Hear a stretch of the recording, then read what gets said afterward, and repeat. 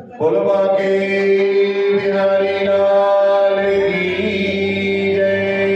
श्री भागवत भगवान की, सभी भक्तों की जय।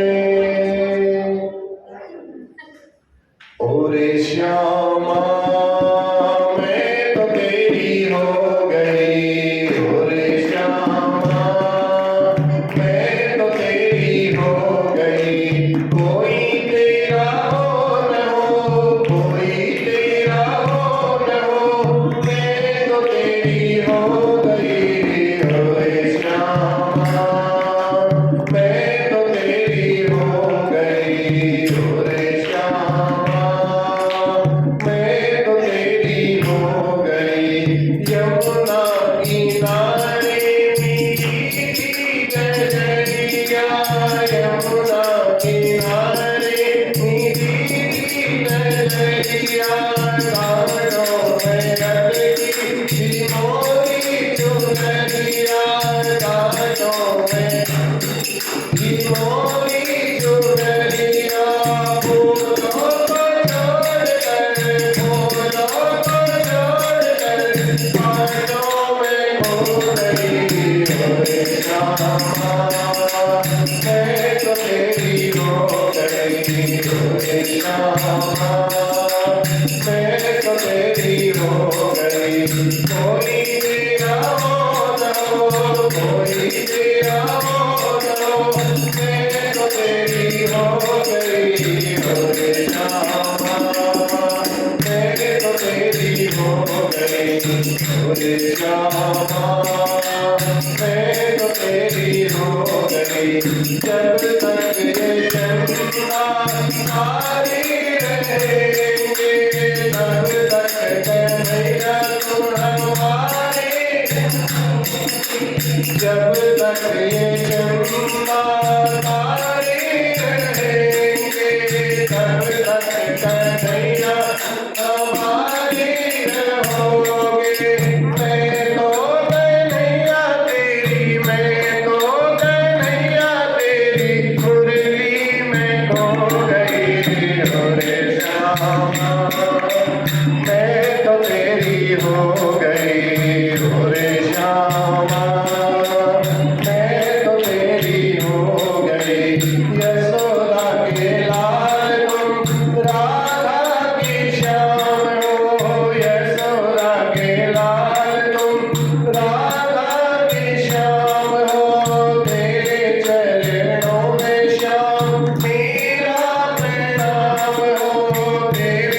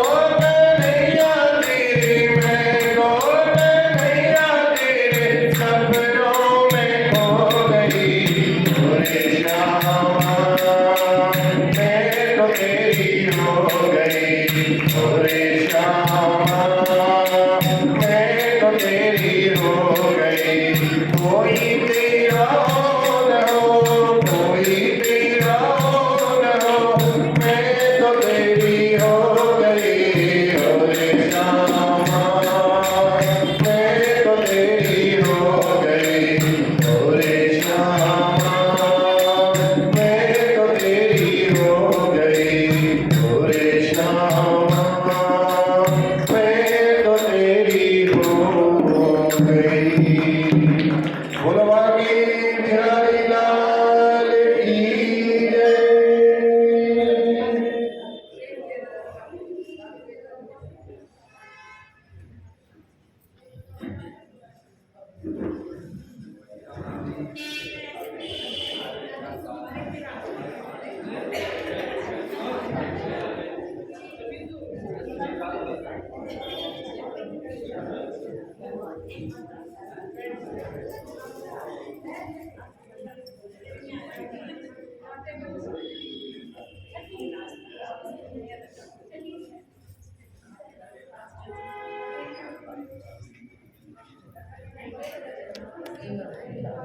बोलवा के बिहारी लाल की जय।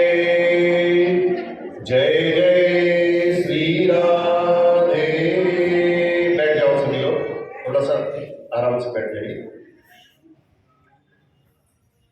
श्रीमद् भागवत कथांतर्गत आप लोगों ने बड़े प्रेम से मासद्वय 2 मास बड़े प्रेम से श्रद्धा से इस ठंड के मौसम में इस भागवत का श्रवण किया। अवश्य भगवान की भक्ति ही ऐसी है जो खींच करके ले आती है, उसमें न सर्दी न गर्मी ये सब कुछ नहीं दिखाई देता है, न ज्यादा रात है न ज्यादा दिन है, एकदम तेज गर्मी भी हो, अगर भगवान के प्रति ज्यादा लगाव है, प्रसन्नता है, तो ये सब चीजें बाधा नहीं करती।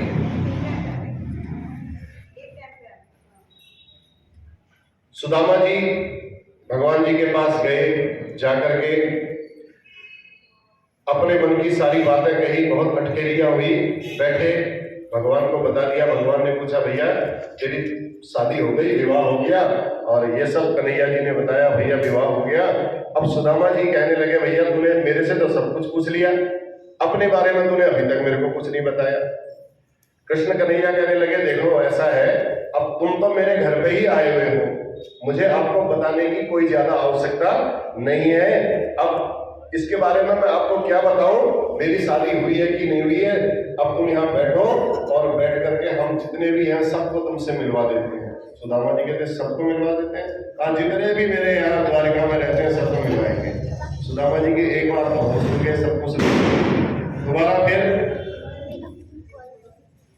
जैसे ही भगवान ने इशारा किया, रुक्मिणी जी का प्रवेश अंदर हुआ। रुक्मिणी जी आकर के सुदामा जी के चरणों में प्रणाम की। सुदामा जी ने आशीर्वाद दिया, कहा भैया प्रणाम तो कर रही है लेकिन बता दो कौन है। कहा ये हमारी धर्मपत्नी जी हैं, ये आपको प्रणाम करने के लिए आ रही हैं। सुदामा जी देखने लगे कृष्ण भगवान को, भैया ये तो बहुत अच्छी, बहुत बड़ी प्रसन्न होकर के सुदामा जी ने आशीर्वाद दिया, सौभाग्यवती भव, पुत्रवती भव, पतिप्रिया भव। सत्यभामा जी जैसी प्रणाम करके वहां से निकली, सुदामा जी भगवान को देख करके भगवान जी ने कहा भैया हंस करके बोले ये हमारी धर्मपत्नी है। अच्छा, तो दूसरी धर्मपत्नी भगवान जी की आई, पीछे पीछे सत्यभामा जी के रुक्मिणी जी के पीछे पीछे आ गई सत्यभामा जी। सत्यभामा जी आई, सत्यभामा जी को देखा तो चलो, अरे यार भैया कन्हैया तेरे तो बड़े ठाठ है, तूने तो 2 शादी कर रखी है। तो भगवान बड़े प्रसन्न होकर के हंस रहे हैं, भगवान भी आशीर्वाद दिए जा रहे हैं, सौभाग्यवती भव, पुत्रवती भव, हाथ हिला करके बिल्कुल बढ़िया करके आशीर्वाद दिए जा रहे हैं। पीछे पीछे जैसे ही सत्यभामा जी प्रणाम करके गई और कालिंदी वहां पर पहुंच गई। कालिंदी पहुंची, ऐसे ही कालिंदी को आशीर्वाद दिया। आशीर्वाद दे करके अब कहने लगे भैया कन्हैया एक बात तो बता दो मेरे को पहले, सबसे पहले अभी कितनी और है। भगवान ने कहा बस आते जा रही हो, तुम आशीर्वाद देते जाओ, जितनी आएंगी उन लोगों को सबको आशीर्वाद देना। तो सुदामा जी ने सोचा चलो होंगी 5-10 होंगी, कोई बात नहीं, राजा है, ठाट बाट से रहते हैं आश्रम से। अब 5-10 आ गई तो सुदामा जी के धीरे धीरे हाथ थकने लगे। सुदामा जी कहते हैं भैया और इसके आगे कितनी है? अब कन्हैया जी कहते हैं भैया मोई कहवे में बड़ी शर्म लगे, कितनी है? तो जितनी है सामने आ रही है, बस तुम आशीर्वाद दिए जाओ। अब बस अपने आप गिन लेना जितनी होगी, मैं नहीं बताऊंगा कितनी है। सुदामा जी ने फिर सोचा चलो यार 10, 12, 15 तो हो गई है, 10, 50 और होंगी, आ जाएंगी, कितनी होंगी। अब लंबी पंक्ति लग गई तो सुदामा जी सबको सौभाग्यवती भव, पुत्रवती भव, पति प्रिया भव कहते कहते कहते अब सुदामा जी का गला बैठने लगा, हाथ भी उठा उठा करके थक गए। अब क्या करें सुदामा जी? सबको आशीर्वाद दिया तो घबरा करके सुदामा जी जब 1-2 हजार हो गई तो सुदामा जी का बिल्कुल ही गला बैठ गया, रुक गया। सुदामा जी अब आशीर्वाद देने की स्थिति में नहीं रहे, हाथी थक गया होता है, इतनी बार सबको आशीर्वाद देते देते। अब वो तो एक पत्नी प्रणाम कर रही है, लेकिन सुदामा जी तो एक ही है जो सबको आशीर्वाद दे रहे हैं। सुदामा जी ने कहा भैया चौक पड़े काम करिए, तेरी लीला मेरी समझ में नहीं आ रही है, अब तू बता कितने अभी और हैं। सुधा 5000 तक गिनती हो गई तो सुदामा जी ने कहा अभी तो आधी भी ना भई भैया। अरे सुदामा जी चक्कर खा गए। सुदामा जी ने कहा भैया ऐसे तो नहीं हो पाएगा। सुदामा जी के पैरों से धरती खिसक गई। तो सुदामा जी कहने लगे भैया तुमने तो मेरा कल्याण कर दिया, अब ऐसा कर, इतने 5000 को आशीर्वाद देते देते मेरे तो सब हाथ भी दुखने लगे, माथा भी दर्द होने लगा है, अब मैं इससे आगे नहीं कर पाऊंगा। ऐसा कर, भगवान बोले तुम, सुदामा जी कहते हैं ऐसा है अभी बहुत ज्यादा है, तो कन्हैया तुम सबके पति हो, तुम बीच में खड़े।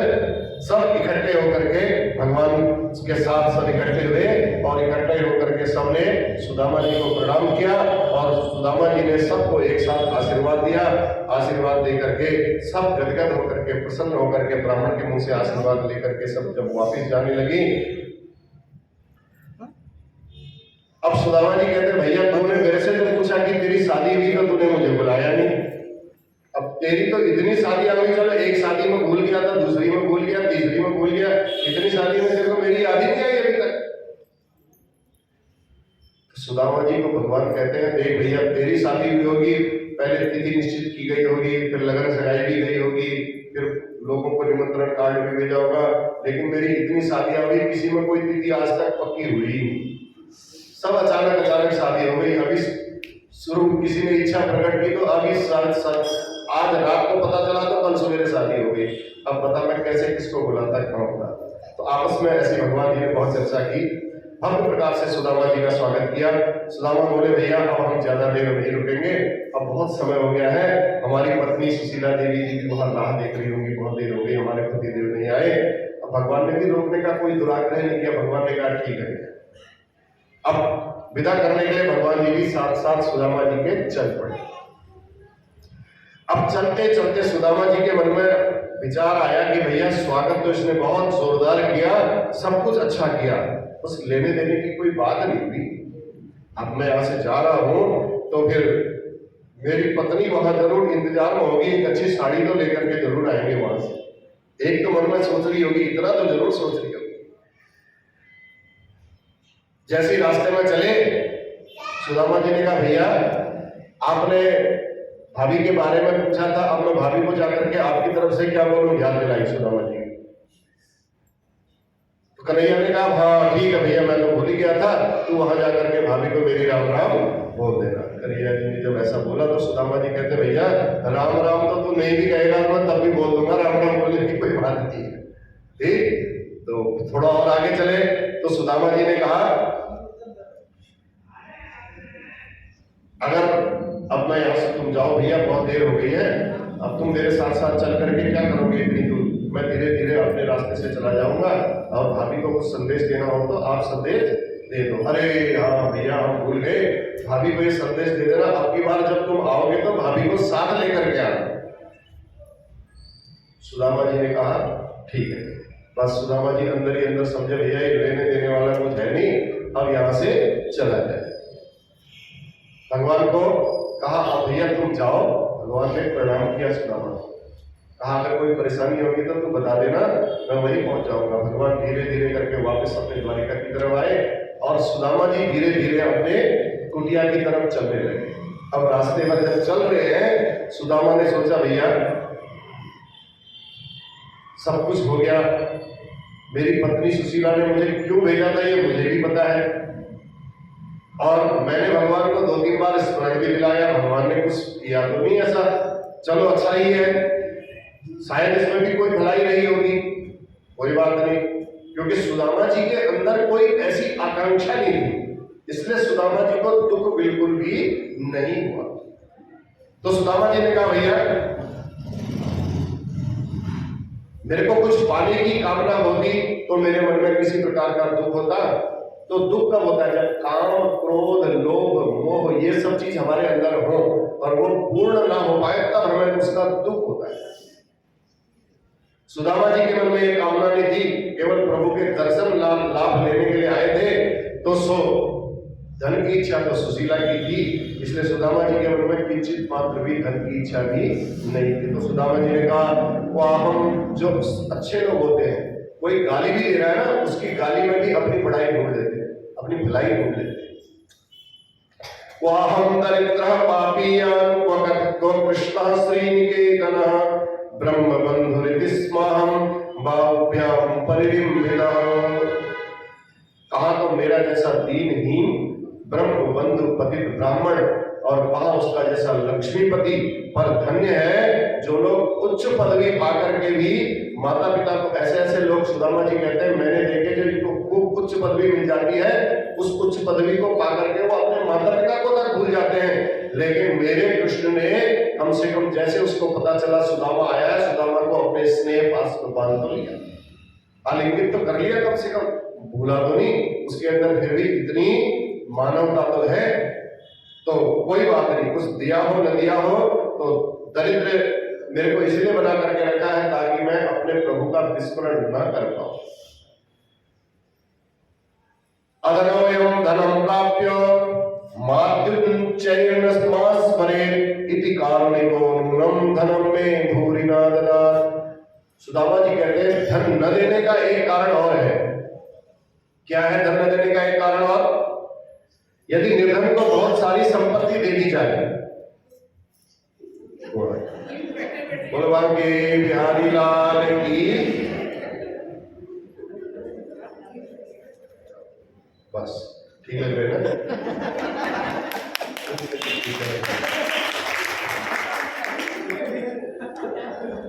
तो सुदामा जी ने मनी मन में सोचा कि भगवान ने मुझे इसलिए शायद ना दिया हो क्योंकि अगर मुझे धन दे देते तो मेरी बुद्धि खराब हो जाती और मैं मदान्त हो जाता धन के चक्कर में और विषयों में भटक जाता।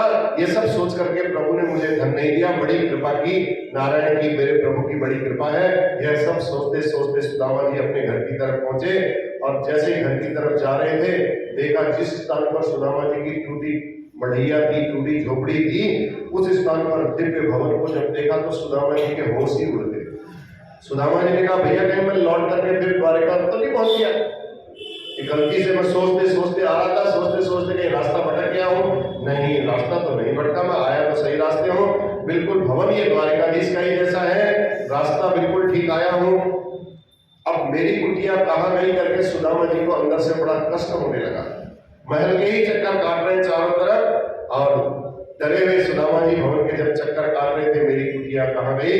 सुदामा मंदिर देख डरे यहाँ तो थी मेरी टूटी झोपड़ियां अब कंचन महल खड़े। मेरी कुटिया कहाँ गई? इन कंचन महलों के बीच में यहीं पर थी। कुटिया कहाँ गई? सुशीला तू कहाँ चली गई? अब मैं कहाँ तक ढूंढूं?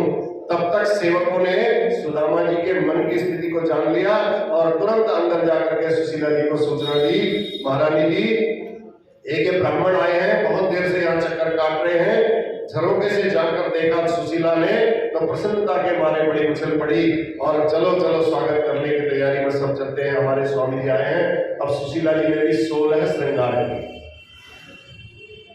16 श्रृंगार करके उनके आरती करने के लिए थाली सजाई और सब अपनी सखियों को, दासियों को लेकर के चल पड़ी। सब वहां जय जयकार बोलते चढ़े, सुदामा जी की जय। कहा तो सब सुदामा जी को जय घोष सुन करके सुदामा जी हैरान, इस द्वारिका में मेरी जय घोष करने वाला कौन आ गया भैया? सुदामा जी तुरंत घबरा गए। सुदामा जी ने कहा कोई अपना ही होगा, इधर जा रहा होगा, कोई सुदामा का ये महल होगा, उसका नाम होगा सुदामा, तो तब सुदामा बोल दिया होगा शायद। अपने मन में विचार कर रहे हैं, तब भी सुदामा जी एक किनारे पर खड़े हो गए चुपचाप, घबरा गए। अब सुशीला जी तो आरती सजाए हुए, थाली सजाए हुए स्वागत में वहां आ रही है। सुदामा जी रास्ते में एक छोटे से कोने में जाकर के खड़े हो गए। अब जैसे ही सुदामा जी के पास पहुंची सुशीला जी आरती घुमाने लगी तो घबरा गए। अरे देवी जी आप कौन हो? उनकी तरफ सिर उठा के भी नहीं देखा। देवी जी आप कौन हो? आप गलत आ गए हो, मैं तो एक किनारे पर खड़ा हूं, मैं तो ब्राह्मण हूं, ये मेरा महल नहीं है, ये मेरा कंचन महल नहीं है जो आप सोने का महल में खड़े हो, आप कहीं और जाना चाह रहे थे, मेरी आरती काहे उतार रहे हो? सुशीला जी ने वाह सरकार, ऐसे सखा से मिलने गए और मेरे को ही भूल गए। बताओ, आप अपने सखा को मिलने के चक्कर में आप मुझे भूल गए। सुशीला के शब्द जब कान में पड़े तो सुशीला जी की सूरत पर फिर सुदामा जी की दृष्टि पड़ी। पत्नीं वीक्ष विस्फुरन्ती देवीं वैमानिकीमिव दासीनां निष्कंठीनां मध्ये भान्तिं सविस्मति। सुदामा जी की आंखें फटी की फटी रह गई। सब सुदामा जी ने जब देखा, अरे सुशीला तेरे पास इतनी बढ़िया साड़ी और इतने सोने के बड़े बड़े हार, कानों में इतने बड़े बड़े कुंडल, ये तूने कहां से पहन लिए? सुशीला हंसने लगी, कहती महाराज एक तुम्हारे सखा ने इतनी बड़ी कृपा की है, क्यों ये चमत्कार किया? आपको नहीं बताया क्या कुछ? आपको कुछ नहीं बोला? द्वारकाधीश कृष्ण के अलावा कोई और दूसरा नहीं कर सकता। सुदामा जी समझ गए कि भैया अरे सुशीला अब मैं मान गए कि वास्तव में मेरा कृष्ण, मेरा गाना सचमुच घनश्याम है। घनश्याम का क्या मतलब होता है? जो मेघ होते हैं उनका नाम है घनश्याम।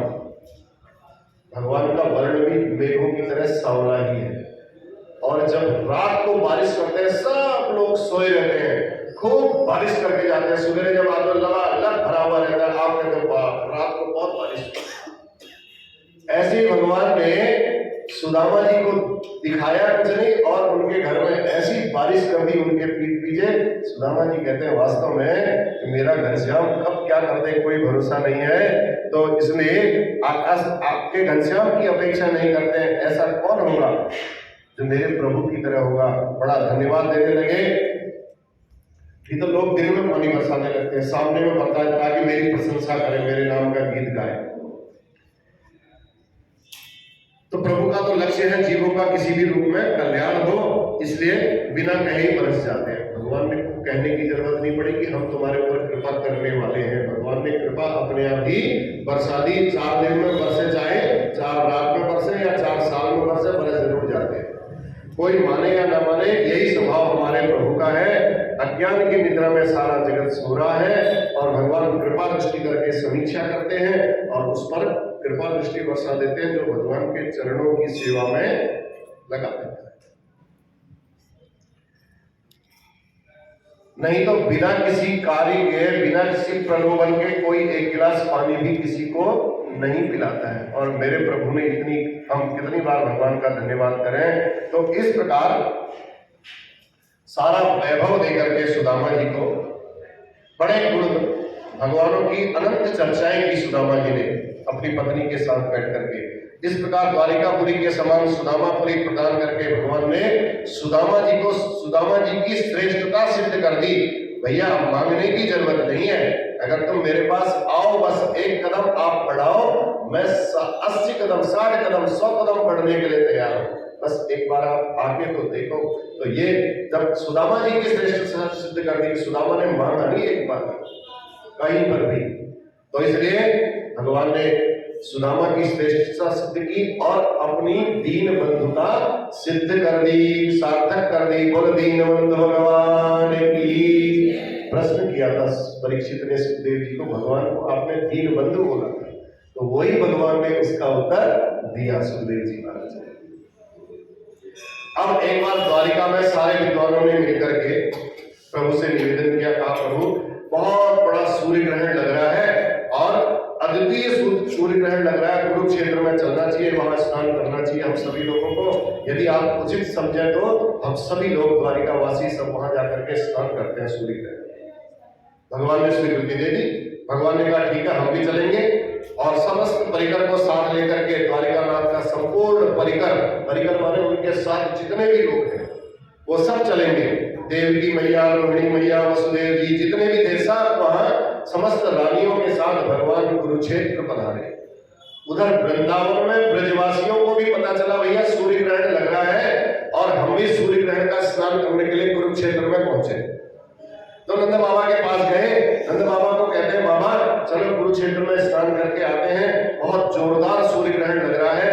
नंद बाबा बोले भैया आप लोग चलोगे, तुम हम चलोगे तो हम चलेंगे, अब तुम ही नहीं चलोगे तो फिर हम कहां से चलेंगे, हम तो वैसे ही बूढ़े हैं, अगर तुम्हारी इच्छा चलने की है तो हम अवश्य आपके साथ चलेंगे। तब नंद बाबा, यशोदा मैया, सब गोपी ग्वाला मिलकर के अब बैलगाड़ी में उन्होंने सामान लादा, और सामान लाद करके कुरुक्षेत्र की तरफ निकल गए, रवाना हो। इधर इंद्रप्रस्थ में दिल्ली में पांडवों को भी पता चला कि भैया इतना बड़ा सूर्य ग्रहण लग रहा है, अब हम राजा भी बन गए हैं, चलो एक ग्रहण का स्नान कुरुक्षेत्र में करके आए। कुरुक्षेत्र में ग्रहण का स्नान श्रेष्ठ माना जाता है। तो सारे इंद्रप्रस्थ से पांडव, पांचों पांडव, द्रौपदी मैया, कुंती मैया, ये सब साथ में लेकर के दल बल के साथ कुरुक्षेत्र की ओर चल दिए। देश के कोने कोने से सभी लोग वहां आ रहे थे। कुरुक्षेत्र में बहुत विशाल मेला लगा हुआ था। अब जब विशाल मेला लगता है, कोई बड़े महापुरुष वहां पहुंचते हैं तो उन महापुरुषों के लिए बैठने के लिए उनकी विशेष व्यवस्था, स्नान की विशेष व्यवस्था की जाती है।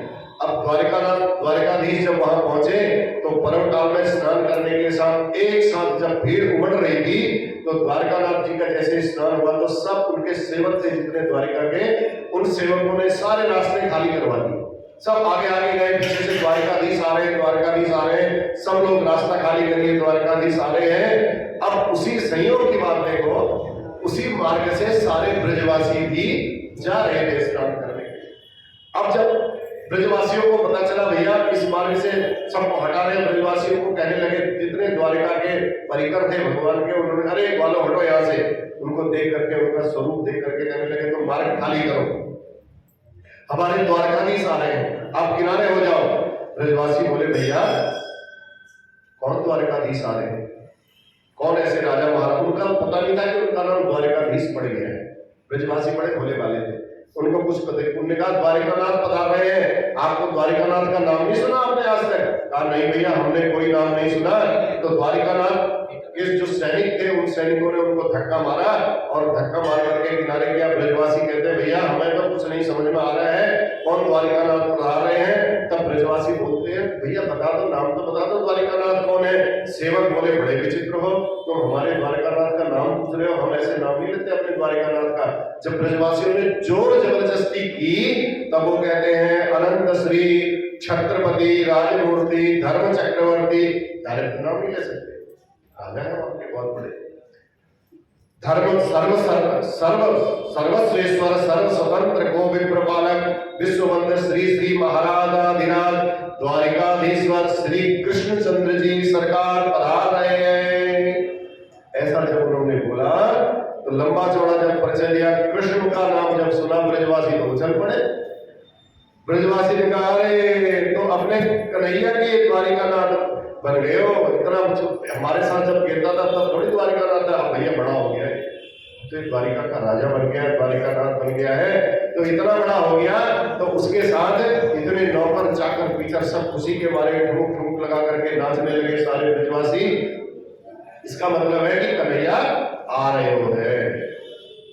अरे बेचारे जो द्वारिकानाथ के सेवक थे उनको बड़ा बुरा लगा, उन्होंने कन्हैया कह करके जब सुना, उन्होंने कहा तुम्हें मालूम नहीं है, तुम प्रभु को ऐसे शब्दों से संबोधित कर रहे हो, उनसे प्रभावित नहीं हो, तुम उनके नाम से प्रभावित नहीं हो।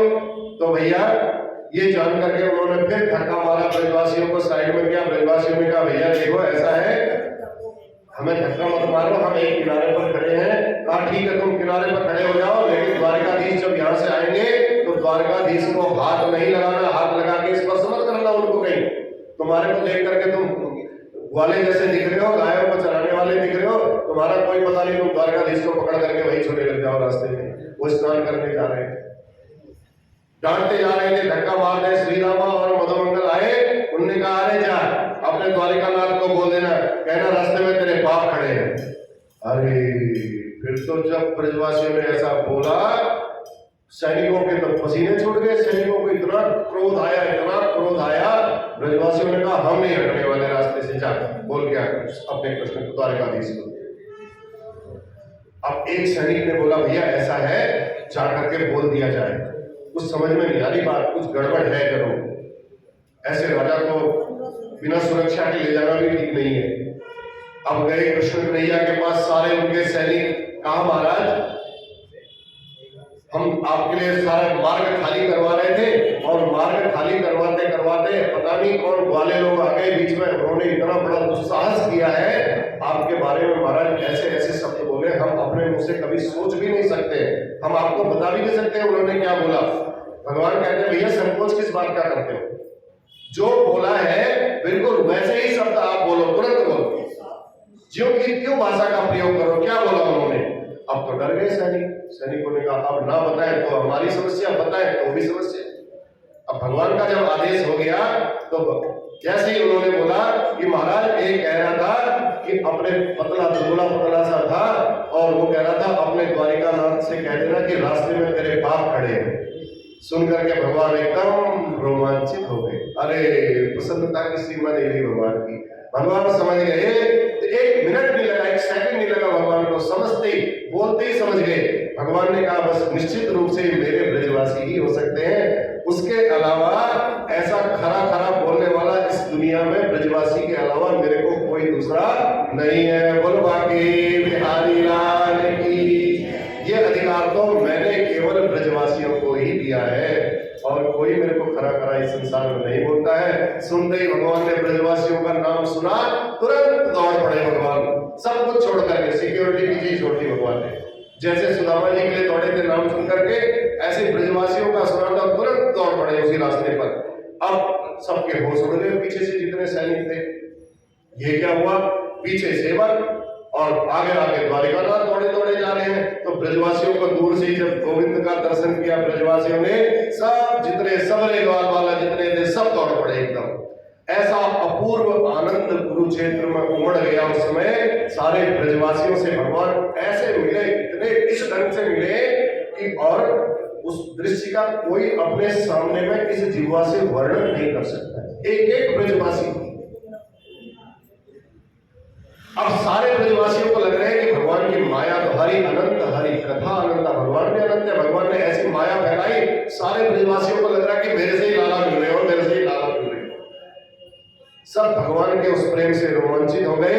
मुलाकात भी अनंत रूपों में भगवान सबसे मिले, और सारे ब्रजवासियों के द्वारा जब ये पता चला, यशोदा मैया और नंद बाबा भी तुरंत वहां पधार गए। ब्रजवासियों ने जाके सूचना दे दी, और तुरंत नंद बाबा भगवान फिर वहां से नंद बाबा और यशोदा मैया से मिले, उनको प्रणाम किया। उसके बाद पर्व स्नान प्रारंभ हुआ। एक कुरुक्षेत्र में सूर्य ग्रहण का पर्व तो था ही, जब भगवान ब्रजवासियों से मिले तो एक नया ही पर्व उपस्थित हो गया, एक अलौकिक पर्व हो गया। वो सूर्य ग्रहण पीछे हट गया हो, उस पर्व को देख करके नया पर्व उपस्थित हुआ। इतना आनंद उमड़ने लगा। भगवान तुरंत उसके बाद मैया से मिलने के बाद सबको द्वारिका का भी पूरा परिकर आ गया, और पटरानियां यशोदा मैया भी सब एकदम गदगद हो गई ये देखने के लिए कि मेरे कन्हैया की बहुएं कैसी हैं। यशोदा मैया ने कहा लाला दिखा तो सही जरा, मैंने बहू मुंह भी नहीं देखा, बता तो यहाँ से चले गया, उसके बाद तेरे बहुओं के भी मैंने दर्शन नहीं किए, चलो कैसी है। अब यशोदा मैया जब मिलने आई, अब रोहिणी मैया सब परिचय करा दिए, क्योंकि रोहिणी मैया यशोदा मैया के साथ रही थी ना उस समय। अब द्वारिका में है देवकी के साथ, अब देवकी मैया का परिचय करा रही है। देवकी मैया का परिचय करा करके रोहिणी मैया जैसे ये देवकी मैया का परिचय कराया, और भगवान की समस्त जितनी पटरानियां थी उन पटरानियों से भेंट कराई। माताएं सब एक तरफ माताएं मिल रही है बड़े आनंद के साथ, एक तरफ ब्रजवासी मिल रहे हैं भगवान के साथ, बड़ा ही एक अद्भुत आनंद, विविध प्रकार की चर्चाएं वहां हो रही है। तो उधर जब पांडवों को पता चला कि हमारे द्वारिकानाथ भी यहाँ कुरुक्षेत्र में स्नान करने के लिए आए हैं, तो यदुवंश से कुंती मैया का मायका भी है।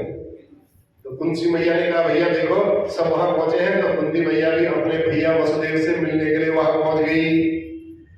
ऐसा अद्भुत सम्मेलन हुआ कि इस मेले को छोड़ करके अब किसी का जाने का मन ही ना करे। सूर्य ग्रहण भी समाप्त हो गया, लेकिन उस मेले से किसी का मन जाने का हुआ ही नहीं। तो भगवान ने फिर अपनी गोपियां, जिन बरसाने से जो गोपियां आई थी रास रासेश्वरी श्री राधा रानी जी के साथ, उन सब के साथ बड़े प्रीति पूर्वक, बड़े प्रेम से भगवान मिले और भगवान ने एकांत में सारी गोपियों को बैठाया और बड़ा मार्मिक अद्भुत तत्व ज्ञान दिया उनको, उन गोपियों को उपदेश दिया और अपने वास्तविक ब्रह्म तत्व का ज्ञान दे करके गोपियों को बोध कराया और गोपियां आनंद मग्न होकर के श्री कृष्ण के उसी रूप में परिनिष्ठित हो गई। सब गोपियों ने उसके बाद समर्पण कर दिया भगवान को। उनका भी जीव को जो था वो सब लुप्त हो गया, ऐसा भागवत में लिखा हुआ है। परमानंद में सर्व हमेशा के लिए वो निमग्न हो गई, डूब गई और भगवान आपको अब घर लौटने का मन ही ना हो, द्वारका जाने की इच्छा ही ना हो, ब्रजवासियों के साथ खेल खेल करके अब फिर वहीं बसे हो। अब क्या करें, अब ब्रजवासी भी कोई वहां वृंदावन को लौटाना नहीं चाहता है, भगवान अपने द्वारिका को लौटाना नहीं चाहते हैं। अचानक जब संतों को पता चला कि भगवान यहाँ स्नान करने के लिए पहुंचे हैं, तो कुछ संत जब यहाँ पधारे हैं तो दुर्वासा, अत्रि, वशिष्ठ, च्यवन, गौतम, जितने बड़े बड़े ऋषि मुनि थे, वो सब दिव्य कोटि के जितने संत थे, वो सब द्वारिकानाथ का दर्शन करने के लिए वहां आए। भगवान ने देखा ओ संत मंडली आ रही है, तो जैसे ही भगवान ने देखा संत मंडली आ रही, तुरंत खड़े हो गए भगवान। सबको भगवान ने प्रणाम किया और सबका पूजन किया, वंदन किया। भगवान ने संतों की महिमा गाते हुए कहने लगे, न यम्यानि तीर्थानि न देवा मृच्छिलामयाः ते पुनन्ति उत्कालेन दर्शना देव साधव। कोई तीर्थ स्थान खाली मिट्टी और पानी से थोड़ी तीर्थ बनता है। भगवान कहते हैं ऋषि मुनियों को, आप साक्षात मूर्तिमंत तीर्थ हो। जब आप लोग यहाँ आते हो तब इस तीर्थ की शोभा होती है। खाली गंगा जी में कुरुक्षेत्र में जाकर के उस मिट्टी में जाकर के थोड़ी स्नान करना है, उस जल में जाकर के थोड़ी स्नान करना है। आप लोग आकर के यहाँ तप करते हो, सत्संग करते हो, यहाँ की महिमा को और बढ़ाते हो। तो तीर्थों में रह करके वर्षों वर्षों तक आप लोग साधना करते हो, उपासना करते हो, तब जाकर के तीर्थ पवित्र होता है, वो तीर्थ कहलाता है। आप जैसे संतों का और इस तीर्थ पर दर्शन जो कर ले, उस पर तो गोविंद स्वयं रीझ जाते हैं। जीवों का दर्शन मात्र से जीवों का कल्याण हो जाता है। आप जैसे संतों ने ही तीर्थ को तीर्थत्व प्रदान किया है। भगवान ने सबको प्रणाम किया। अब सब तीर्थ संतों का, जितने संत थे भगवान का भजन करने लगे। और भजन करने के तो कहने का तात्पर्य यह है, जो संत है, भक्त है, ये चलते फिरते चैतन्य तीर्थ है। संत जहां एकत्रित हो जाए, भक्त भगवान के जहां एकत्रित हो जाए, ये भी तीर्थ हो गया। आप लोग भी रघुनाथ मंदिर में भगवान के समक्ष सब भगवान की रसमयी कथा का श्रवण कर रहे हैं, तो ये भी एक तीर्थ हो गया। भगवान अपने मुंह से कहते हैं इस बात को। तो इसलिए चलते फिरते संत लोग चैतन्य तीर्थ है।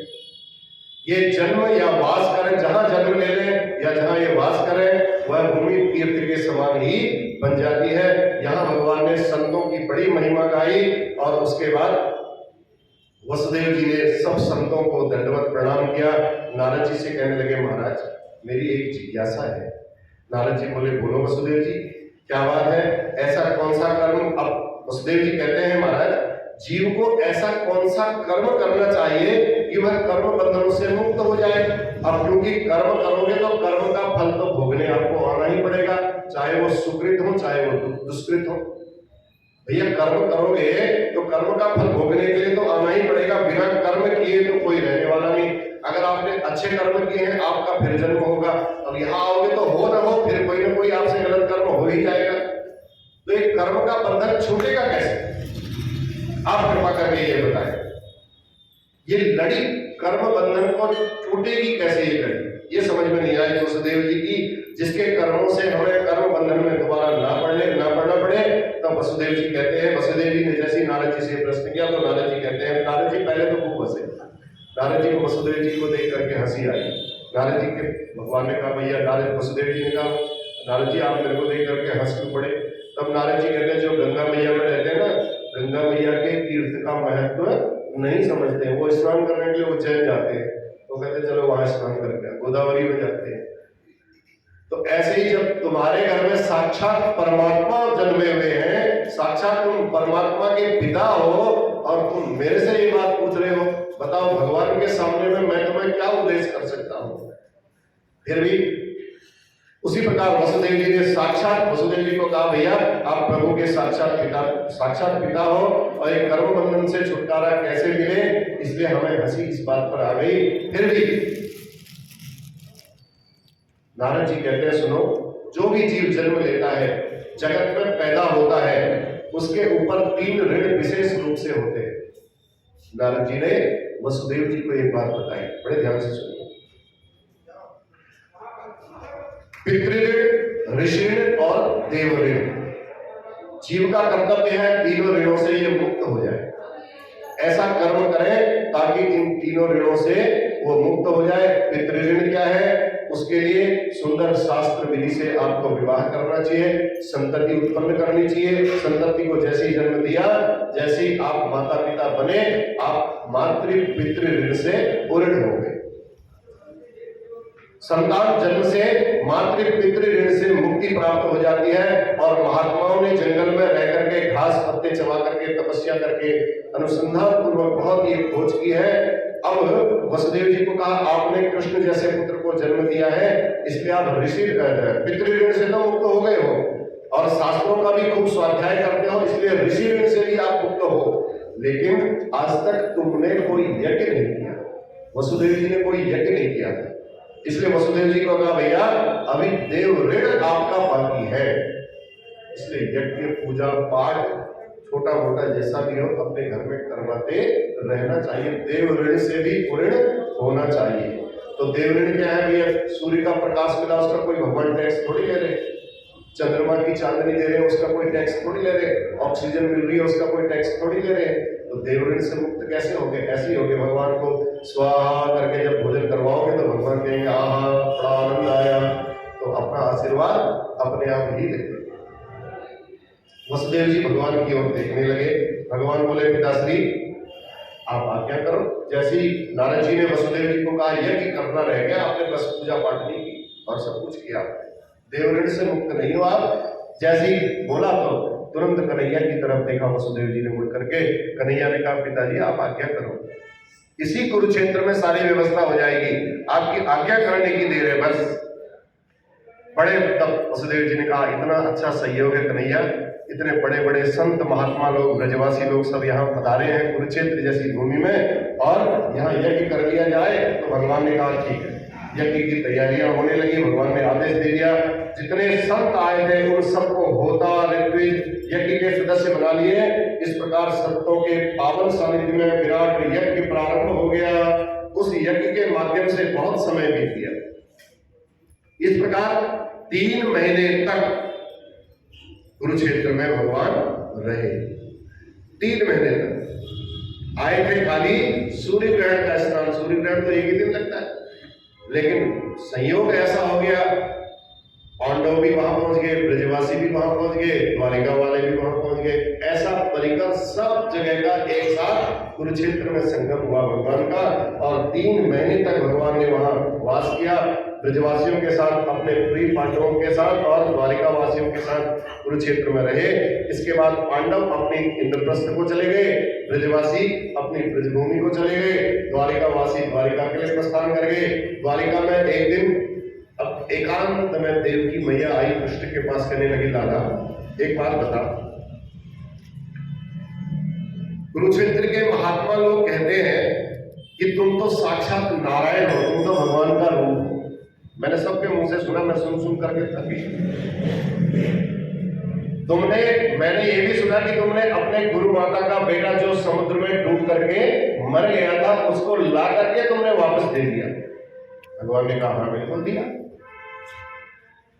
कहा, बेटा एक बात बता, जब तुमने इतना सब कुछ किया, एक बात मेरी भी सुन ले। फिर मेरे को देव की मैया की आंखों में आंसू आ गए।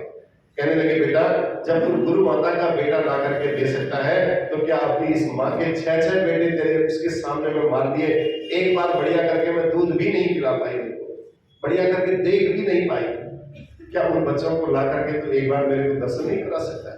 कन्हैया ने कहा, बिल्कुल करा दूंगा माता जी, आपको सोचने की कोई आवश्यकता नहीं है। एक बार जब ये घटना सुनी तो बस ये क्या था, 6 बच्चे कंस ने समाप्त कर दिए माता के मुंह से जब सुना। अब कन्हैया जी ने अपने दाऊ भैया को बुलाया, कहा माँ ठीक है, जैसी आपकी आज्ञा।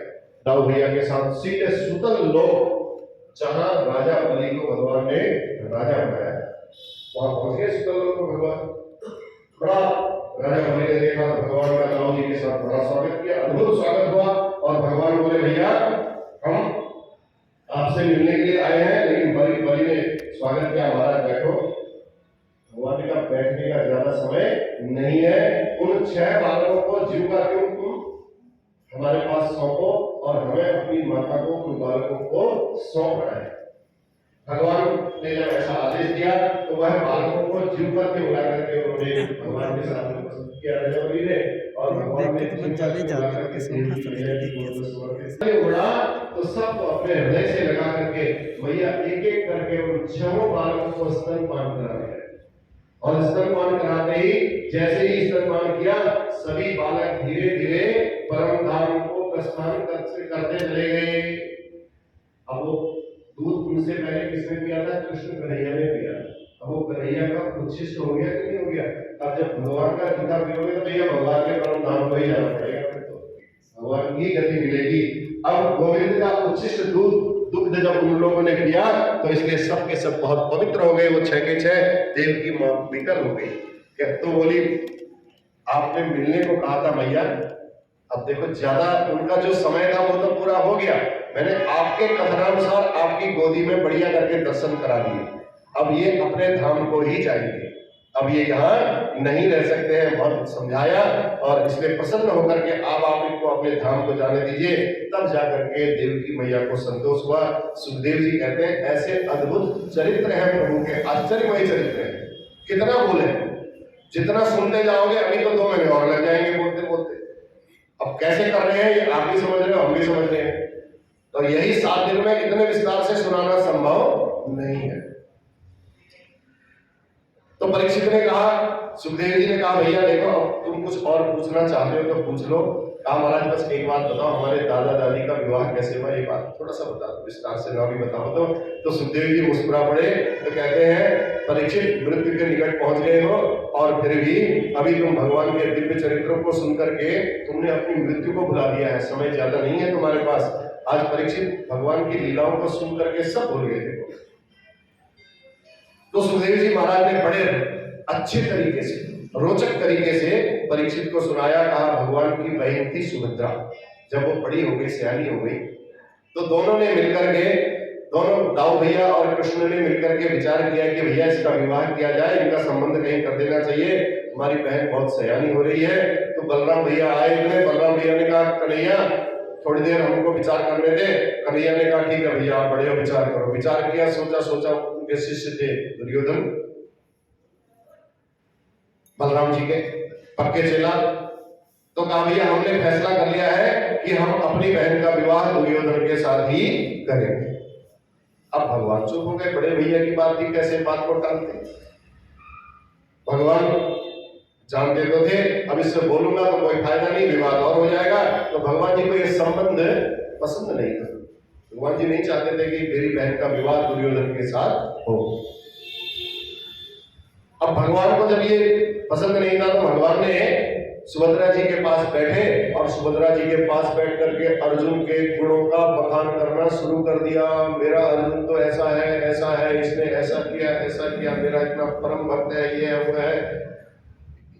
सुभद्रा के हृदय पटल पर अर्जुन की छाप छोड़ दी भगवान ने। हो वही सोई जो राम रचि राखा, चाहेंगे तो होगा तो वही जो भगवान की इच्छा होगी। ऐसा ही हुआ, सुभद्रा के हृदय पटल पर अर्जुन की छवि अंकित हो गई।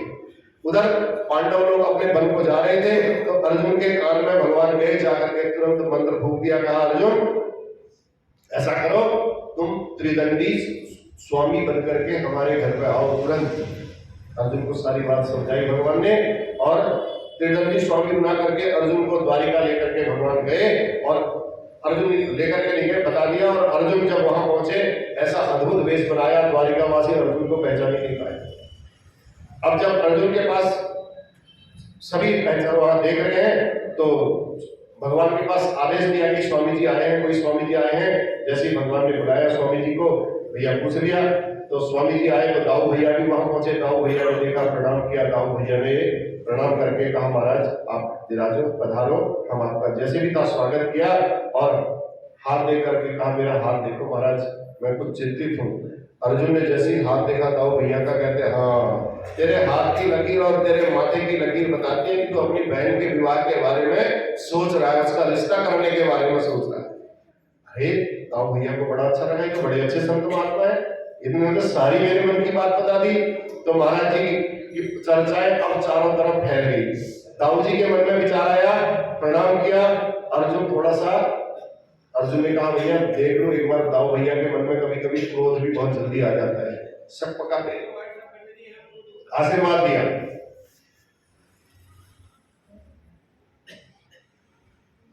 तब अर्जुन जो त्रिदंडी स्वामी बनकर के आए थे, उन्होंने दाऊ भैया के मन की बात बता दी और दाऊ भैया को कहा,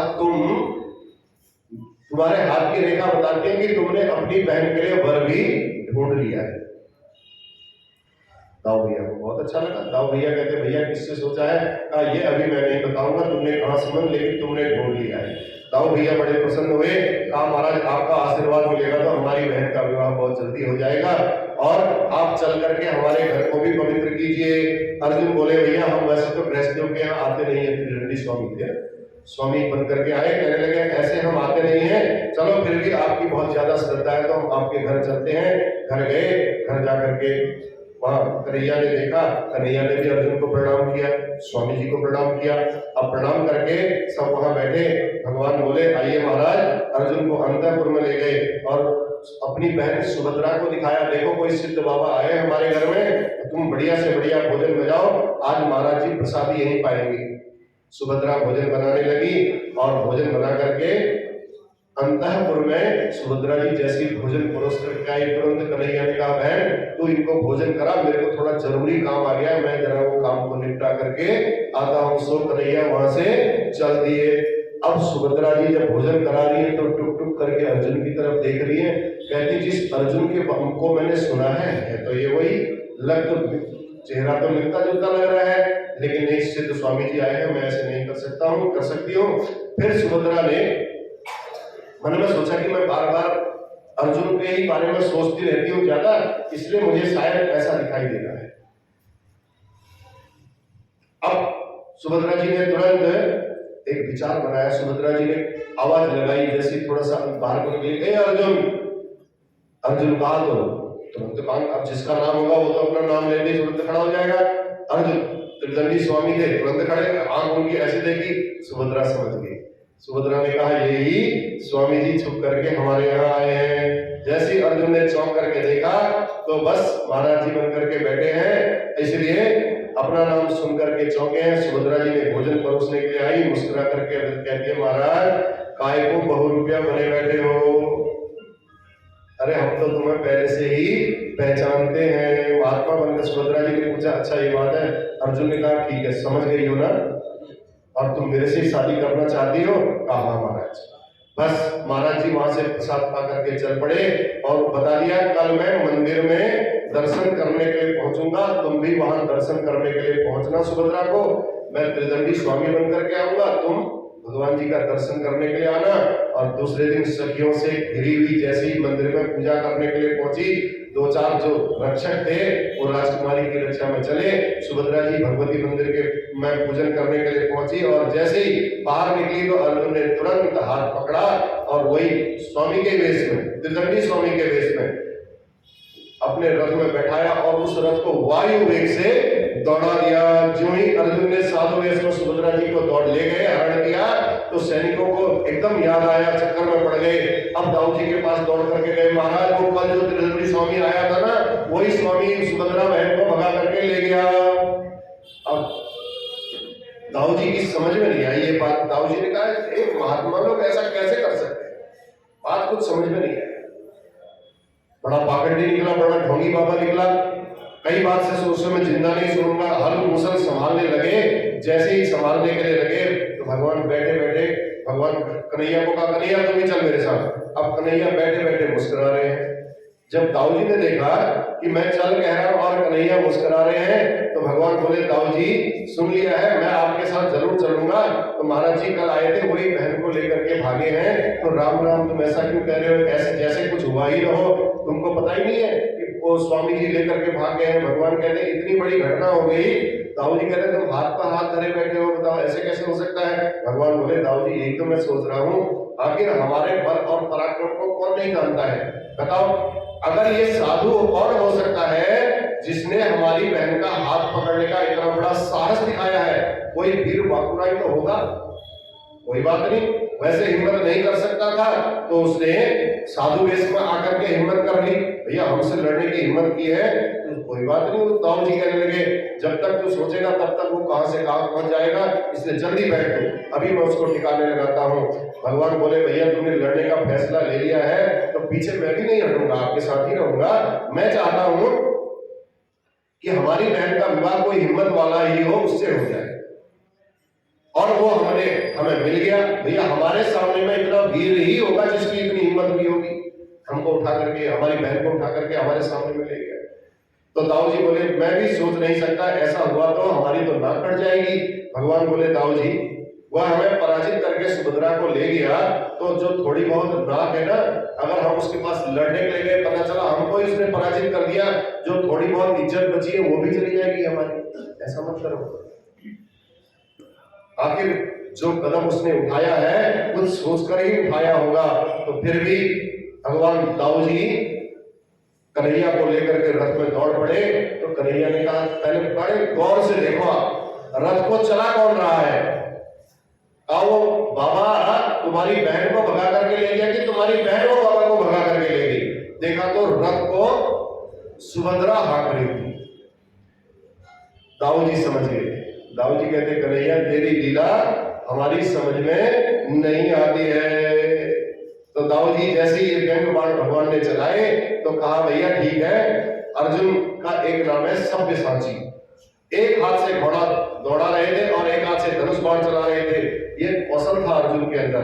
तो सुभद्रा जी जब रथ को चलाते हुए देखा, दाऊ जी ने ध्यान से दृष्टि डाली और दाऊ जी ने उनका माथा घूम गया दाऊ जी का। दाऊ जी कृष्ण कन्हैया को कहने लगे भैया अब हंस करके मेरी समझ में तो कुछ आ नहीं रहा कि ये क्या हो रहा है। भगवान हंस करके बोले दाऊ भैया कुछ आ रहा है, मेरी समझ में निश्चित नहीं है, मेरे को लगता है कि गांडीवधारी अर्जुन ही दिखाई दे रहा है मुझे। बस इतने में पहचान लिया, अर्जुन का नाम सुना तो दाऊ जी समझ गए कृष्ण यदि ये अर्जुन है तो इसमें संदेह कुछ बिल्कुल भी नहीं है इतना कि ये सब तेरा करा कराया है। बस सुभद्रा बहन दिन रात अर्जुन के नाम की माला रटती थी और दुर्योधन से संबंध आप पक्का कर रहे थे। दाऊ जी बोले राम राम, ये बात है तुमने मुझे बताया क्यों, अगर ऐसी बात थी तो मैंने कोई जबरदस्ती थोड़ी करनी थी, तेरी बात को थोड़ी कोई मैं काट देता। अब भगवान ने कहा भैया तुम बड़े थे, तुमने मेरे बोलने से पहले ही बोल दिया, अब मैं तुम्हारी बात को कैसे टालता। तो इस प्रकार धूमधाम से दाऊ जी ने फिर दोनों का विवाह संपन्न कराया। सुखदेव जी कहते हैं परीक्षित इस प्रकार तुम्हारे दादा दादी का विवाह संपन्न हुआ। बोलवा के बिहारी लाल की जय।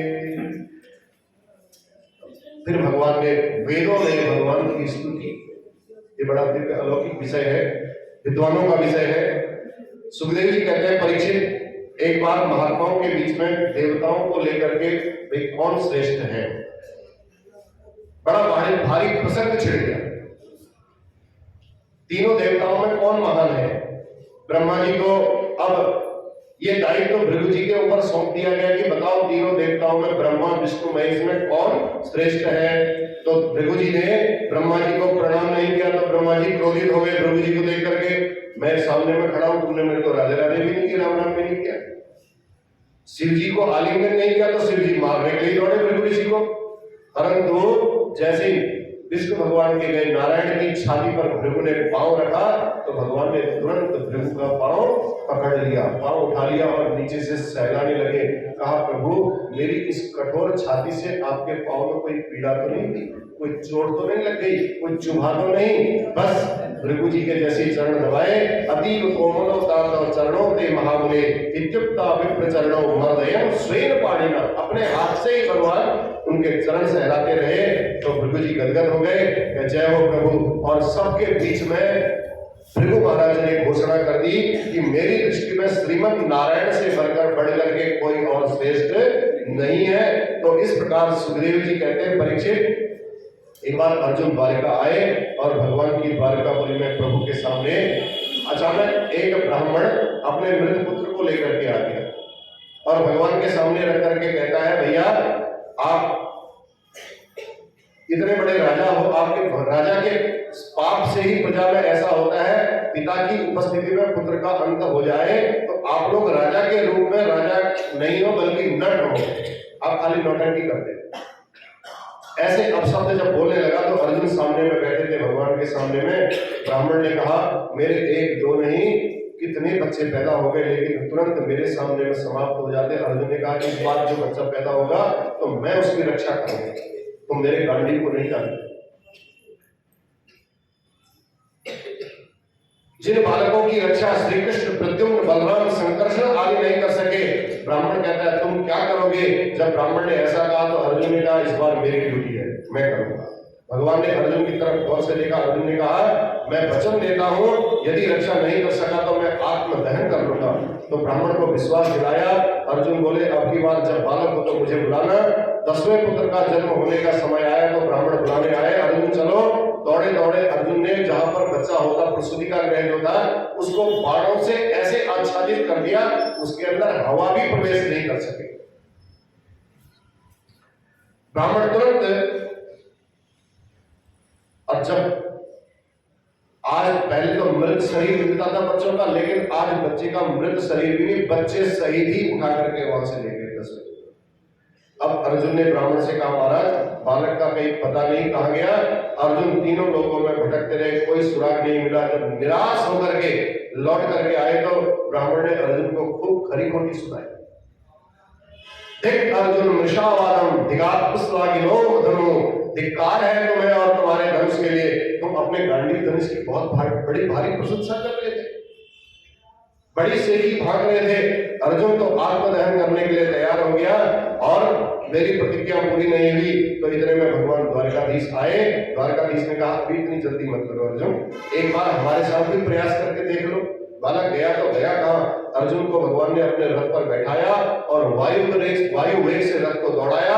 लोकालोक पर्वत को भी जब लांग करके आगे बढ़े तो इतना भयंकर अंधकार हो गया कि उस रथ को चलाना बड़ा कठिन हो गया। तो भगवान ने तुरंत सुदर्शन चक्र के प्रकाश से उस रथ को चलवाया और जैसे ही आगे बढ़ाया तो दिव्य प्रकाश प्रकट हुआ। भगवान का ही प्रतिरूप एक भूमा पुरुष उत्पन्न हुआ तुरंत, और उस भूमा पुरुष ने अर्जुन को, उस भूमा पुरुष ने भगवान को प्रणाम किया और अर्जुन ने भी प्रणाम किया। भूमा पुरुष ने दोनों का स्वागत किया, कहा, भाई हम तुम दोनों को यहाँ बुलाकर दर्शन करना चाहते थे, इसलिए हमने उन विप्र बालकों का हरण किया था और वह सब बालक सुरक्षित हैं। आप जिस उद्देश्य के लिए, भूमा पुरुष कहता है भगवान को, प्रभु आप जिस उद्देश्य के लिए इस धराधाम पर आए थे वो उद्देश्य अब आपका पूरा हो चुका है, अब असुरों का विनाश हो चुका है, पृथ्वी में धर्म ध्वजा लहरा रही है, इसलिए आप अपना सब कार्य पूरा करके शीघ्र वापस लौट करके आओ, तुम दोनों मेरे ही अंश हो। उस भूमा पुरुष ने बोला अर्जुन को, तुम नर हो और ये नारायण है। बोल नर नारायण भगवान की। नरावतार अर्जुन और नारायणावतार भगवान श्री कृष्ण। इस प्रकार दोनों को इस प्रकार कह करके उन विप्र बालकों के साथ दोनों को विदा किया। भगवान ने वह सब बालक जीव के लिए उतनी ही अवस्था में ला करके ब्राह्मण को दिए। ब्राह्मण बड़ा प्रसन्न हो गया और भगवान को बारंबार उसने धन्यवाद दिया। सुखदेव जी कहते हैं, इस प्रकार भगवान द्वारिकाधीश की लीलाएं भी बड़ी दिव्य है। भगवान का 56 कोटि यदुवंशियों का विशाल परिवार है, 56 करोड़ 56 करोड़ यदुवंशियों का विशाल परिवार है। उन यदुवंशी बाल विद्यार्थियों को पढ़ाने के लिए करोड़ों अध्यापक नियुक्त किए हुए हैं। भगवान जी 16,108 रानियां हैं, उन सबका सामीप्य पा करके बड़े परम रानियां बड़ी सुख प्राप्त करती हैं।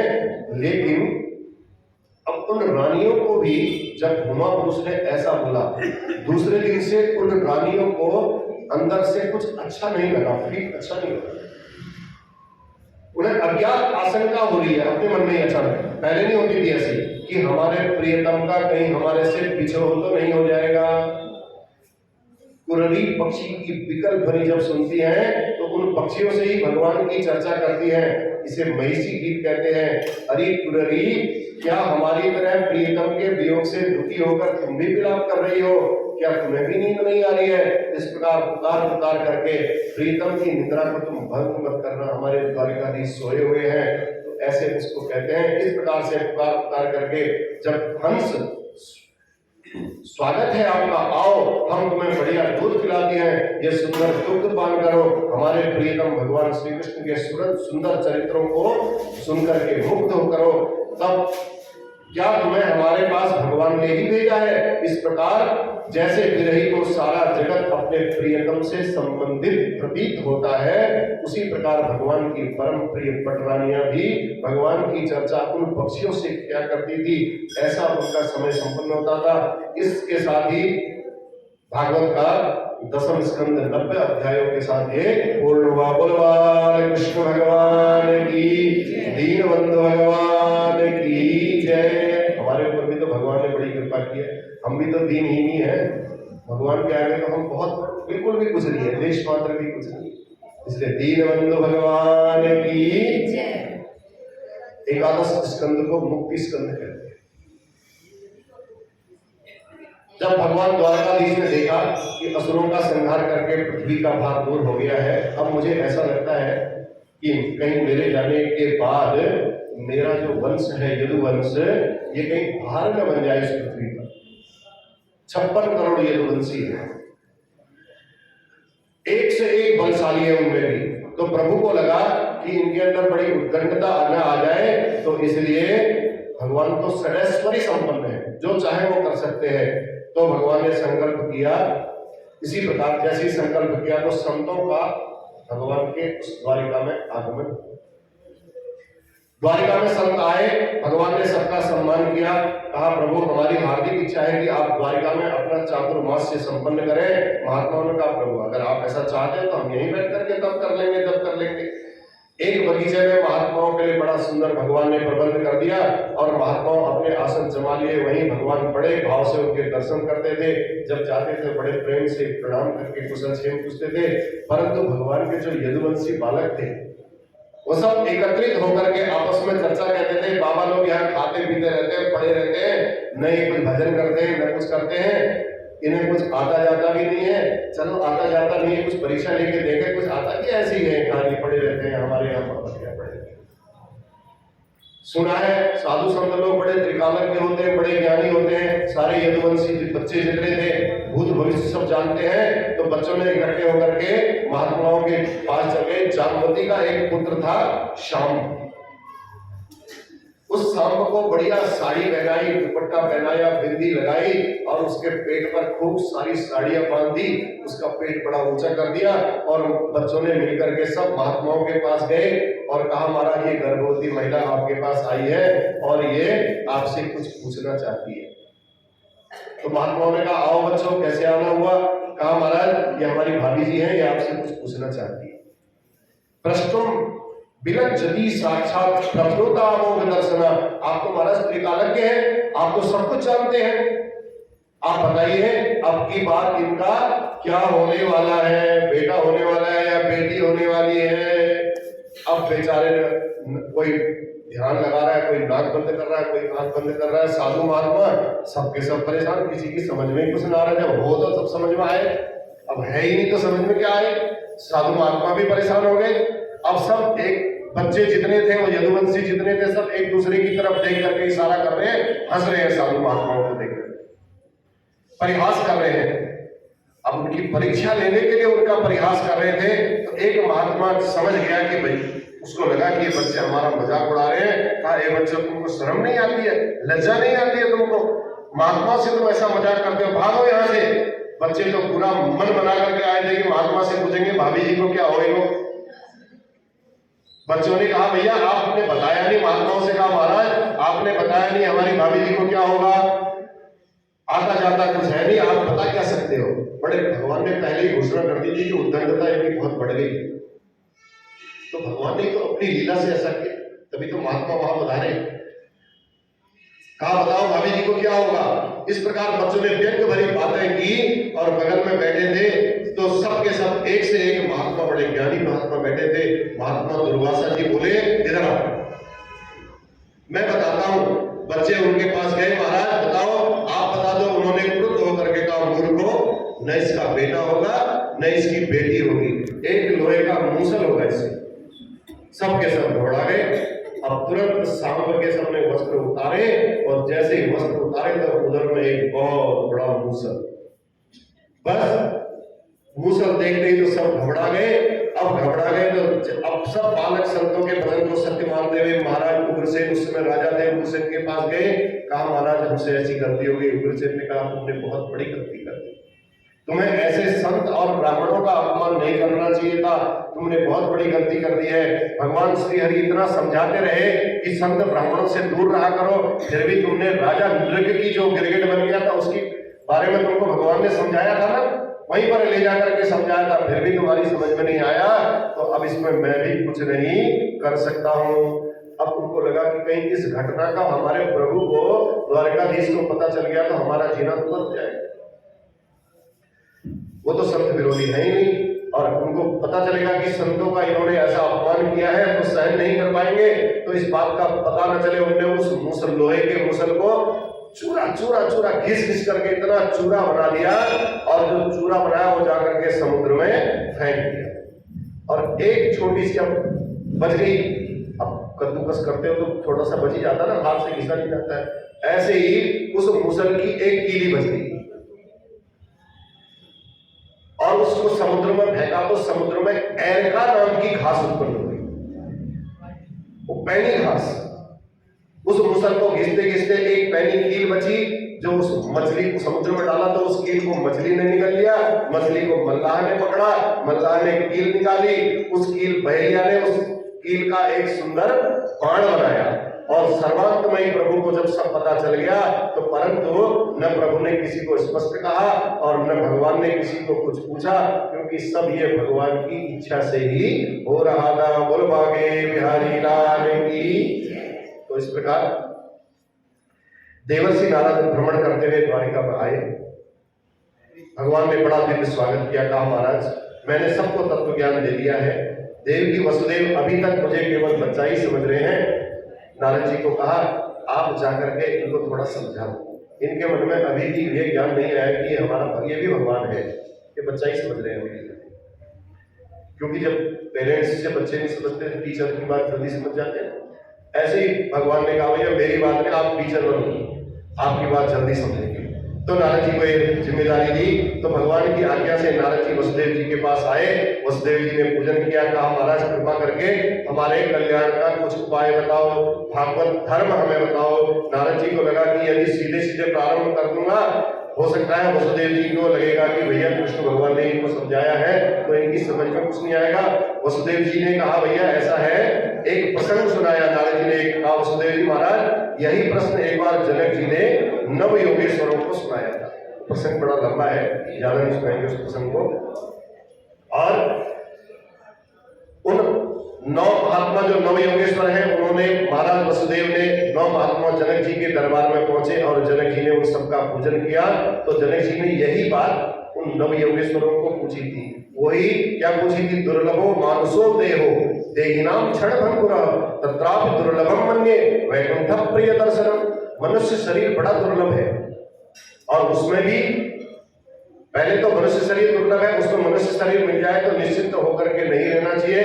अब उसमें तुम मनुष्य बने हो, अब आराम से कल्याण की बातें बाद में फुर्सत में सोच लेंगे, ऐसा नहीं सोचना चाहिए। क्योंकि एक पल का भी भरोसा नहीं है, किसी के पास कोई गारंटी कार्ड दे करके नहीं भेजा भगवान ने कि आप इतने सालों के लिए आए हो, फुर्सत से 50 साल के लिए आए हो, 20 साल पहले 30 साल काट लो, फिर 49वें साल में अपनी मुक्ति का उपाय कर लेना, ऐसा नहीं हो सकता। मनुष्य शरीर दुर्लभ है, उससे भी दुर्लभ है भगवान के भक्तों का दर्शन। भगवान वैकुंठाधिपति नारायण के प्रिय अनुरागी रसिक संत भक्तों का दर्शन और अत्यंत दुर्लभ है। भक्तों का जो दर्शन होता है ये भी बड़ा दुर्लभ है। तो इसलिए अतः आत्यान्तिकम क्षेमम पृच्छामो भवतो नघ, जीव के दुख की निवृत्ति कैसे हो, जीव का सच्चा कल्याण कैसे हो। इस प्रकार जो नव योगेश्वरों ने राजा जनक को समझाया, और वही राजा जनक को जो समझाया नारद जी ने वसुदेव देवकी को समझाया। इस प्रकार जो समझाया तो वसुदेव देवकी के समझ में ये बात आ गई, और वसुदेव देवकी ने जब बात समझ में आ गई तो जनक जी ने प्रश्न किया कि भगवान प्रत्येक युगों में भगवान का अवतार होता है, उनका स्वरूप बताइए। तो नवयोगेश्वरों ने उनका स्वरूप बताया। तो भगवान का चतुर्व्यूह है, भगवान का जो स्वरूप है वह चतुर्व्यूह है। कौन कौन है चतुर्व्यूह रूप में? भगवान वासुदेव, संकर्षण, प्रद्युम्न और अनिरुद्ध, ये चार चतुर्व्यूह है भगवान।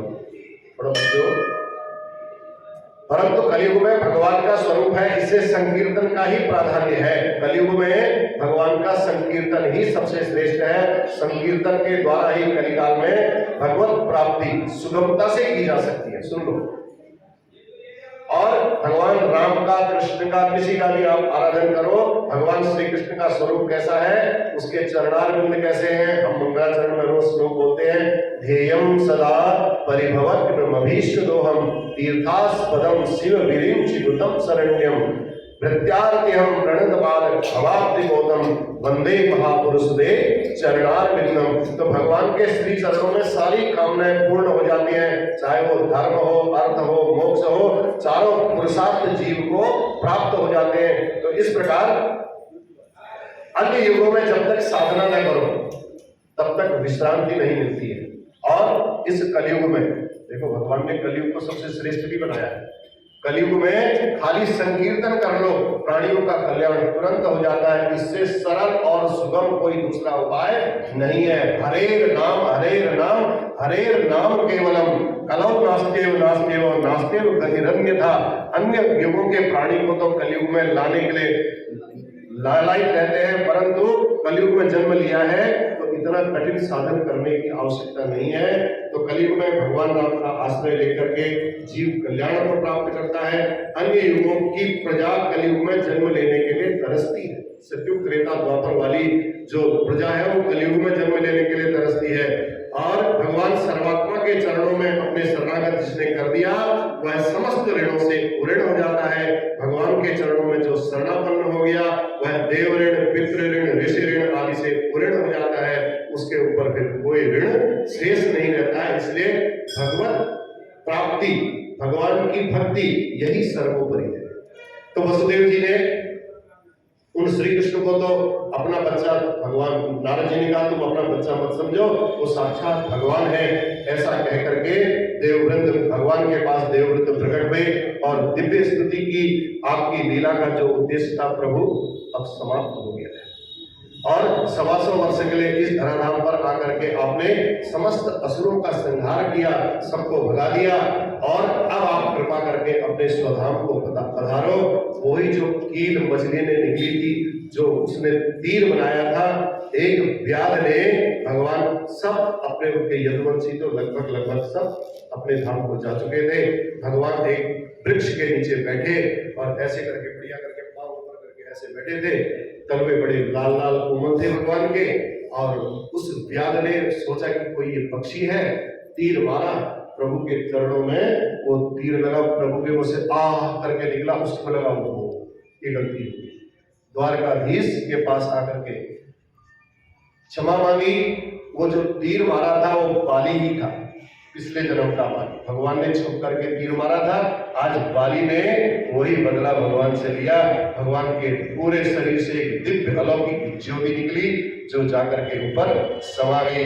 बोलवा के बिहारी लाल की जय। इस प्रकार भगवान की जब लीलाएं ही समाप्त हो गई, भगवान के और रसिक लीलाएं समाप्त हो गई, तो भागवत कथा सुनने में फिर परीक्षित को कहा अब तुम्हारे पास समय भी ज्यादा शेष नहीं है परीक्षित, अगर तुम अब कहा प्रभु ही जब इस धराधाम पर नहीं रहे, अब मुझे भी इस धराधाम पर रह करके क्या करना है। सुखदेव जी कहते हैं इतनी भगवान की लीलाएं उन्होंने सुनी, उनको बड़ा आनंद आया, और कथा को श्रवण तो किया ही किया, श्रवण करने के साथ मनन भी किया परीक्षित ने, और मनन करने के बाद मृत्यु का भय उनके शरीर से गायब हो गया, मन से गायब हो गया कि मैं भी मरने वाला हूं, ये सब तो उनके मन में रहा ही नहीं।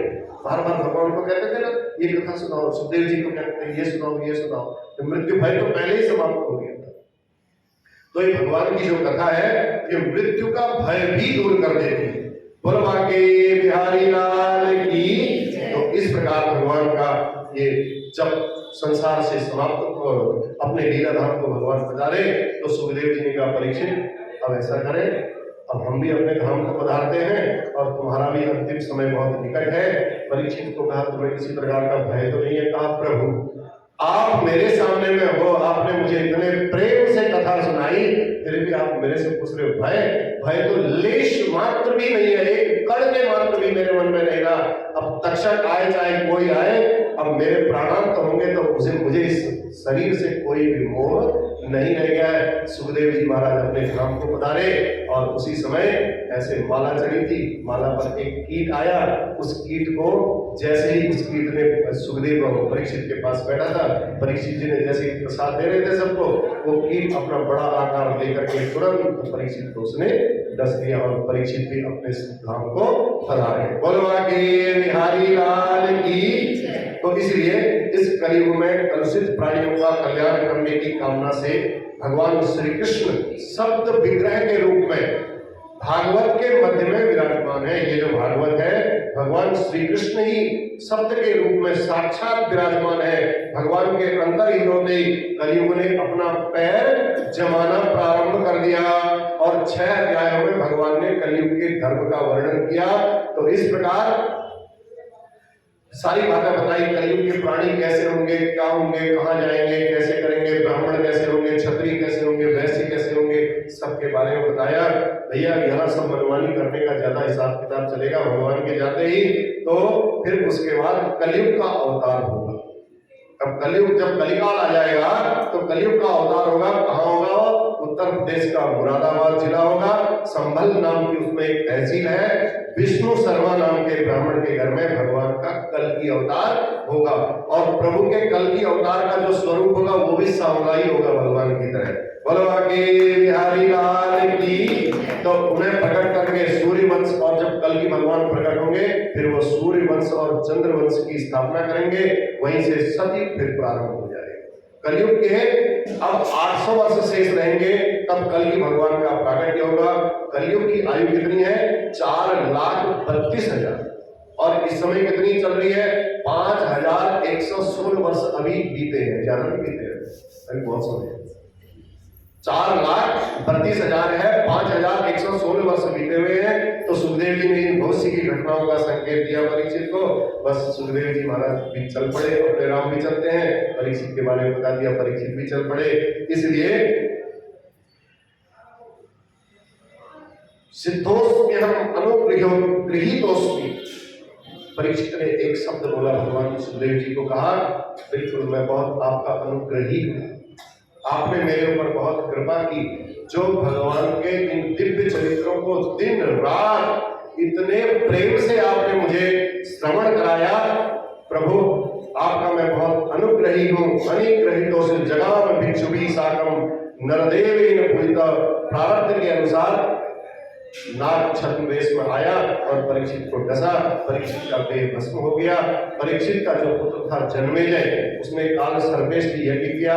बृहस्पति ने आस्तिक मुनि के साथ आकर के जन्मेजय को समझाया और सर्वेष्टि यज्ञ को शांत करवाया।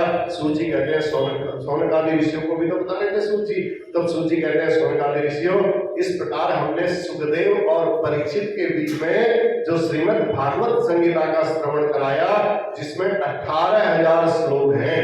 श्रीमद् भागवत संहिता में 345 अध्याय हैं और 12 स्कंद हैं, 12 स्कंद हैं। और इस प्रकार से आप लोगों का सबका कल्याण हो। आप लोगों ने भी परीक्षित की तरह इस कथा का बड़ी अच्छी तरीके से श्रवण किया। इस व्यासपीठ के माध्यम से भगवान श्री भागवत जी की कृपा से आप सभी लोगों की मनोकामना पूर्ण हो। जिसकी जो मनोकामना है इस व्यासपीठ से दिया गया आशीर्वाद भी निष्फल नहीं हो सकता है। और जितने भी हमारे मंदिर के सहयोगी हैं, हमारे गोविंद महाराज से लेकर के जितने ब्राह्मण हैं और दुलीचंद सेवादार जितने हैं, राजेश दुबे जी जितने भी हैं, इन सब का भी बहुत सहयोग रहा। बिना अकेले किसी के बस की बात ये कार्य को करने की है ही नहीं। हम कितना ही सोच रहे हैं, अकेले कोई कार्य हो ही नहीं सकता है और संभव ही नहीं है, सबका सहयोग उसमें बहुत जरूरी होता है। आगे ठाकुर जी की इच्छा होगी तो फिर प्रभु की इच्छाएं होंगी, तो हम भी प्रभु की इच्छा के आगे कुछ नहीं कह सकते। जैसी प्रभु की इच्छा होगी वैसे हम उनके बताए मार्गों पर आगे भी चलते रहेंगे। तो अब अंत में एक श्लोक आप मेरे साथ बोलोगे सभी। नाम संकीर्तनम यस्य, नाम संकीर्तनम यस्य सर्व पाप प्रणाशनम, प्रणामो दुख मसनम, प्रणामो दुख समनम, तम नमामि हरिम परम, तम नमामि हरिम परम। जिन भगवान के नामों का संकीर्तन सारे पापों को सर्वथा नष्ट कर देता है। नाम संकीर्तनम यस्य सर्व पाप प्रणाशनम, कोई एक पाप नहीं, जितने भी पाप हमसे हुए हो वो सब नष्ट कर देता है। ऐसे उन भगवान के चरणों में मैं समर्पण सर्वदा के लिए करता हूँ, और जब समर्पण में कर दो तो सब प्रकार के प्रभु अपने आप दुखों को शांत कर देते हैं। उन परम तत्व श्री हरि को मैं प्रणाम करता हूँ, नमस्कार करता हूँ। बोलवा के बिहारी लाल की, श्री भागवत भगवान की जय। जय जय श्री राधे। बोल लेते हैं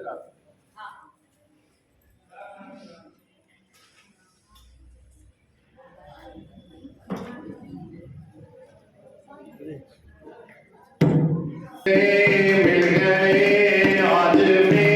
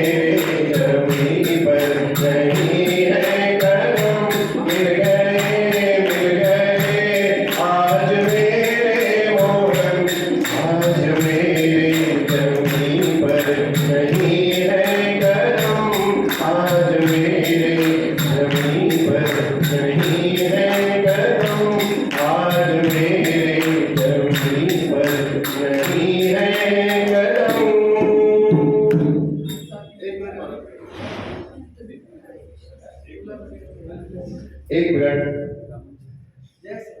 ब्राह्मणों का भी सम्मान करना बहुत जरूरी है। मेरी इच्छा है मैं यहाँ से सभी ब्राह्मणों का एक बार सम्मान कर दूं, उसके बाद फिर आरती का कार्यक्रम प्रारंभ करेंगे, फिर प्रसाद वितरण होगा। श्री गोविंद जी महाराज एक बार के लिए इधर आ जाओ, आ जाओ सारे ब्राह्मण, हमारे देवता नारायण जी, अशोक जी को भी बुला लो भैया, आ जाओ तिवारी जी, सभी सारे ब्राह्मण इधर आ जाओ एक बार के लिए। सभी का इस व्यासपीठ से बहुत बहुत स्वागत। आपका बड़ा अपार सहयोग रहा, उसके लिए हम आपके बहुत आभारी हैं, ऋणी हैं।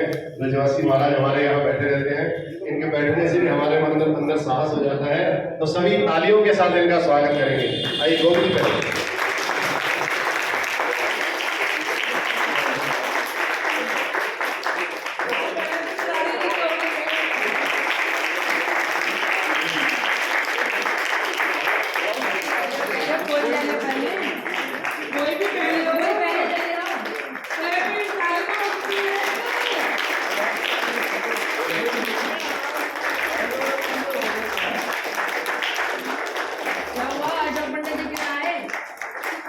अशोक पंडित जी अगर हो तो यहाँ आ जाए कृपा करके। चलो अगर बात कर लेंगे कोई बात नहीं। और दुलीचंद जी आप भी आइए।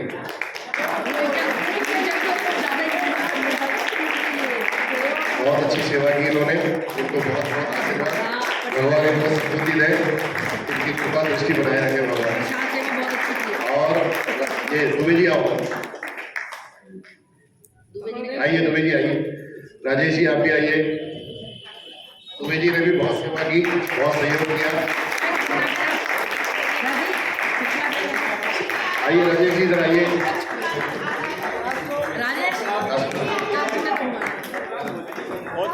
आपका बहुत बहुत धन्यवाद। आपने आकाश को बुलाएंगे। आकाश आइए, आप इधर आइए। ये तो हमारा बहुत पुराना कैमरामैन है।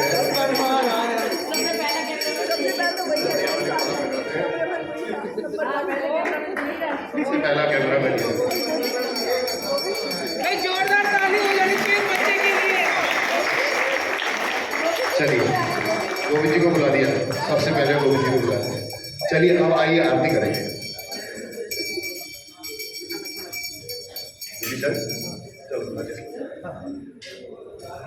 शिवांगे बिहारी तेरी आरती गाऊं, गूंज बिहारी तेरी आरती गाऊं, आरती गाऊं प्यारे तुमको मनाऊं, आरती गाऊं प्यारे तुमको मनाऊं,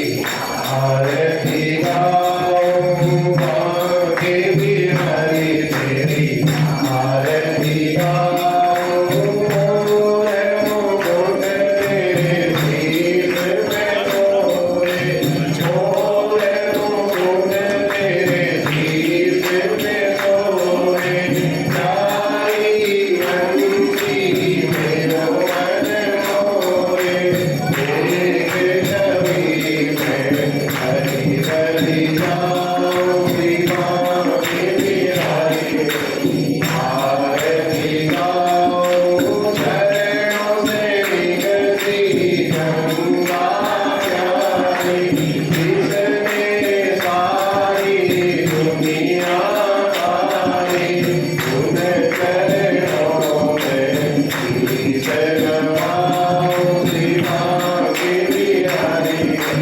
आरती गाऊं, हरिदास जी के नाथ आप हो, दुख दुख जीवन प्यारे साथ आप हो, चरणों जीवन धारी जाऊं, शिवांगे बिहारी आरती गाऊं, गूंज बिहारी तेरी आरती गाऊं, हे गिरधर तेरी आरती गाऊं, त्वमेव माताश्च पिता त्वमेव बन्धुश्च सखा त्वमेव विद्या द्रविणं त्वमेव सर्वं मम देव देव जयकारा जोर से लगा दीजिए, बड़ा आनंद आएगा।